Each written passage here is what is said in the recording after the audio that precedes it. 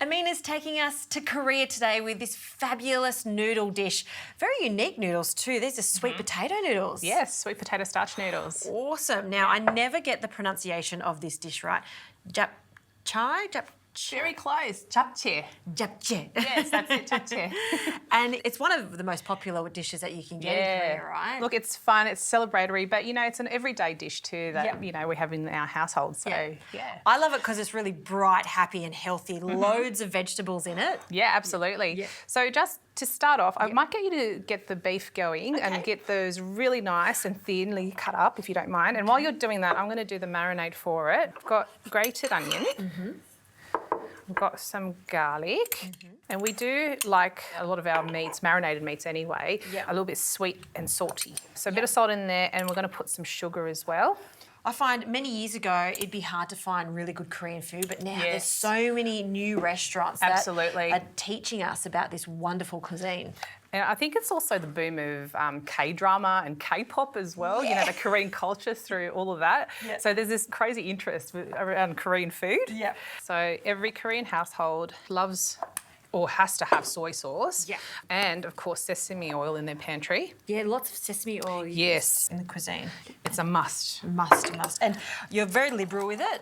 You're not adding just a tiny little... No, because we want to marinate that meat really nicely. Is that thin enough for you, or should that be... Yeah, that's perfect. Like that. Perfect. And that's the marinade ready to go, Jess. If you don't mind just adding that in and giving it a good mix. And while you're doing that, I'm going to get started here frying off the vegetables one by one.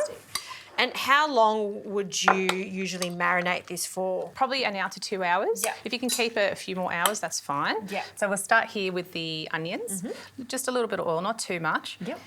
And these are going to get fried really quickly. Don't change colour. We just want it translucent still and just a little bit wilted. That's all we need. Okay, so this is not a stir-fried noodle dish, so to speak. No. Everything's done separately. Correct. And is that traditional, or is that just the way that your family does it? No, so this is quite traditional because you still want to have a little bit of that crunch. You don't want it so cooked through. Yeah, absolutely. 2 minutes or so, and just keep stirring it as you go. Now, just while I'm doing this, can I trouble you to slice up those capsicums and shiitakes? So the capsicums into thin strips and the shiitakes in probably 1/2 centimetre strips, if you don't mind. Absolutely, just like this? Yeah, perfect. Thank you very much.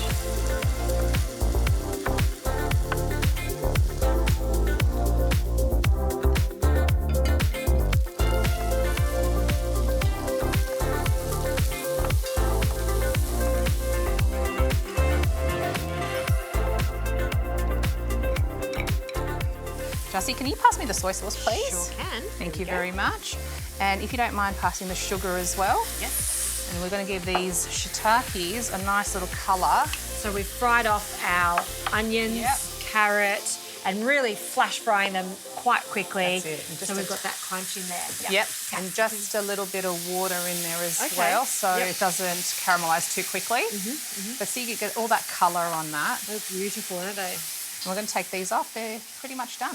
And this meat has been marinating. Also smells fantastic with all that sesame oil and the grated onion. As opposed to chopping it, you're really going to infuse the meat quite quickly by grating it. Absolutely. Like and also by grating the onion, it also acts as a tenderiser too. Of course. So just a touch of oil again, and let's go with the meat. And these don't take long because they're the eye fillet. So we just need them just cooked.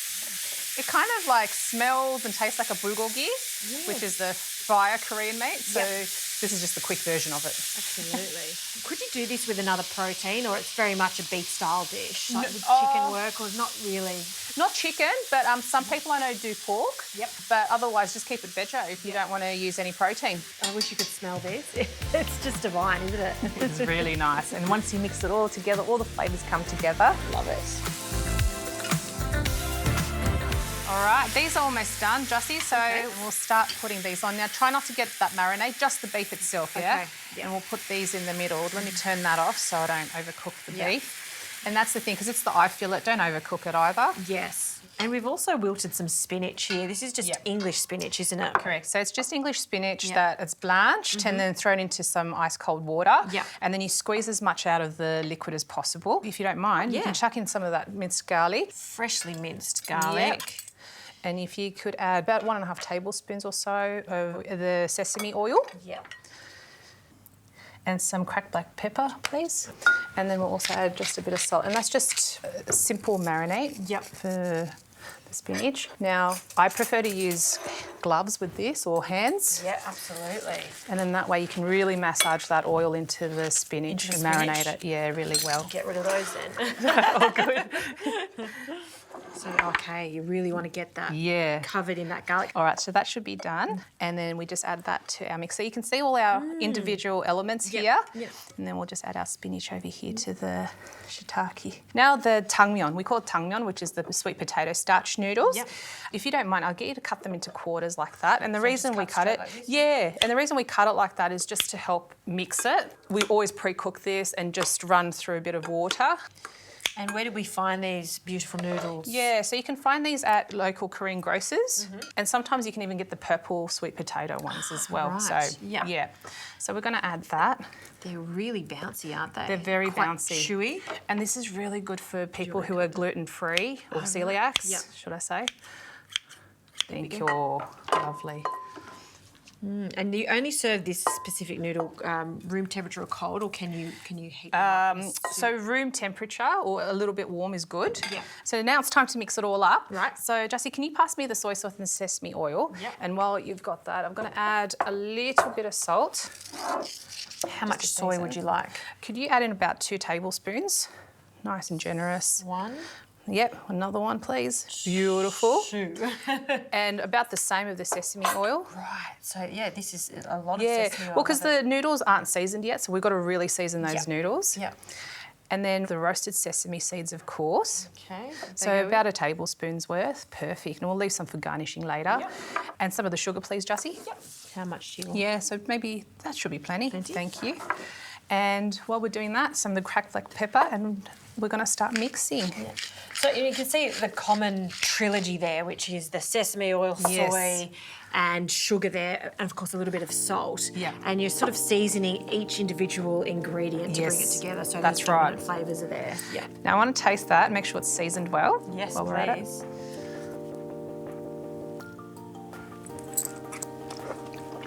I'm going to say it's perfect, but you're going to say more soy, salt. No, I'm happy with that. She's happy. Yeah. I'm very happy with that. Now look, some Korean households will actually cook this like a stir fry. So they'll do the individual elements and then they'll finish it off by cooking the noodles with all the vegetables in the one pan. Okay, yep. I think that's how I've seen it done in the past. That's why I was just trying to work out how it worked. But you can taste the difference when you do it this way, Well, I find. the other thing is you don't also get really sort of bulgy, sludgy noodles by doing this. You actually prevent that. I just really love those noodles. They're bouncy, they're chewy, they're not mushy. No. It would be actually a shame if you used noodles that were just sort of disintegrating there. They kind of have to hold their shape. They're kind of slippery. They're just right. And all that sesame oil, it just helps so that they don't get all cluggy and stick together. But this is the way my grandmother taught my mum, and then my mum taught me. So, yeah. And they're the best recipes. You've got to do it like the grandmas tell you how to do it. Absolutely, we get an earful. They're always right. Always.